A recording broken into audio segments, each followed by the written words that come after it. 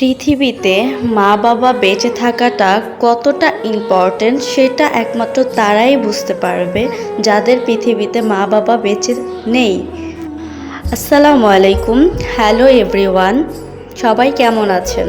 আমি পাখি, আলহামদুলিল্লাহ, আল্লাহর রহমতে আমি আপনাদের দোয়ায় অনেক ভালো আছি, আলহামদুলিল্লাহ। কিন্তু শরীরের দিক দিয়ে আমি একটু অসুস্থ।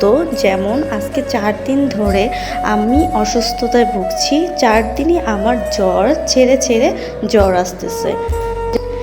এমন একটা সময় কাটাচ্ছি, না আমি ঘরের ভিতরে থাকতে পারছি, না রৌদ্রের জন্য বাইরে যেতে পারছি। জ্বরের মধ্যে এতটা বাজে অবস্থা হয়েছে আমার, না আমি ভাত খেতে পারতেছি, না আমি পানি খেতে পারতেছি। সব জিনিসই আমার কাছে খুবই বাজে টেস্ট লাগতেছে, এতটাই বাজে টেস্ট, আমার মুখের স্বাদ সব চলে গেছে। হঠাৎ করে মাথায় আসলো যে খুদে ভাত আর ভর্তা বানাই। যদিও এটা আমার কাছে খুব ভালো লাগে, এটা আমার খুব পছন্দের একটা খাবার। যখন রান্না করতেছিলাম তখন মায়ের কথাটা এত বেশি মনে পড়তেছিল যে আজকে যদি মা বেঁচে থাকতো তাহলে হয়তো আমাকে এগুলো বলাও লাগতো না, সব কিছু মা করতো। বা আমার যদি বোন থাকতো, একটা বোনের কাছে একটা আবদার করতাম, সে আমাকে এগুলো করে দিত। কিন্তু ভাগ্যবশত আমার দুইটার একটাও নেই, বাবাও নেই, মাও নেই, বোনও নেই। একটা মানুষের সবচাইতে বেশি অসহায়তার সময় হচ্ছে অসুস্থতা। ওই সময়টা মানুষ চায় যে না, কেউ তাকে বুঝুক, তার মনের মতো করে তাকে কেউ যত্ন করুক। মা থাকলে হয়তো মাথায় পানি দিয়ে দিত, মাথায় তেল দিয়ে দিত, আরও যত্ন নিত, সুস্থ আরও তাড়াতাড়ি হয়ে যেতাম।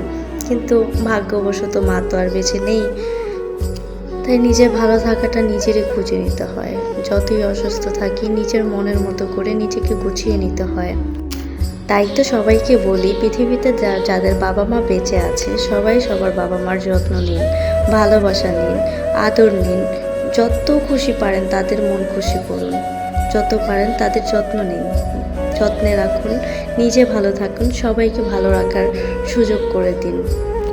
সবাই সবার জন্য দোয়া করুন, সবাই যেন ভালো থাকে। আর যারা মারা গেছেন সবাইকে আল্লাহ যেন বেহেশত নসিব করেন। আমার মা বাবার জন্য সবাই দোয়া করবেন, আমার জন্য সবাই দোয়া করবেন। আসসালামু আলাইকুম, আল্লাহ হাফেজ।